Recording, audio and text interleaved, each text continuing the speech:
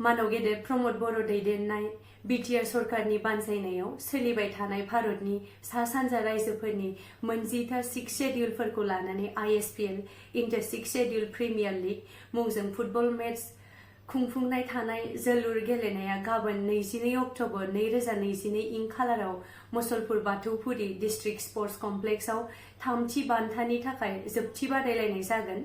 गाबोन बेलासेनि 2 रिंगायाव बे गेलेनाय बादायलायनाया कार्बि आंलं अट'नमास काउन्सिल आरो डिमा हासाव अट'नमास काउन्सिलनि गेजेराव जागोन।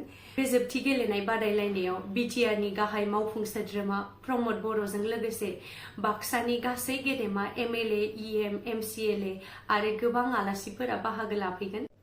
बेखायनो फुटबल गेलेनायखौ नायनानै मोजां मोनग्रा गासै लोगोफोर आरो बयबो रायजो राजाफोरखौ लोब लोब फैनानै गेलेगिरिफोरखौ थुलुंगा होफैनो थाखाय गुरै खावलायहरनाय जाबाय। गोजोन्थों।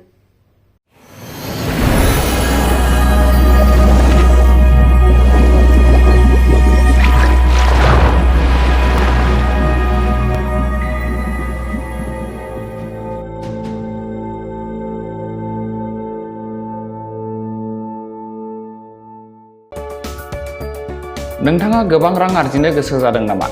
जुदि गोसो जादों अब्ला नोंथांनि थाखाय मोजां खौरां। New India technologies master franchise all Assam ATM service Hitachi ATM and Tata Indicash ATM फसंनानै नोंथाङाबो गोबां रां बुथुमनो हागोन। लाइमोनफोरनिफ्राय जागायनानै बैसो जानाय गासिबो बैसोनि सुबुंफोरानो बे फालांगिजों गोरलैयैनो रां आर्जिनो हागोन। नोंथांनि गामियावबो बे एटिएम मेसिनखौ फसंनानै नोंथाङाबो मुलाम्फा मोननो हागोन। बांसिनै मिन्थिनो थाखाय 7002005072 एबा 9401230135 जानबुं अनजिमायाव दिनैनो सुलाद ला।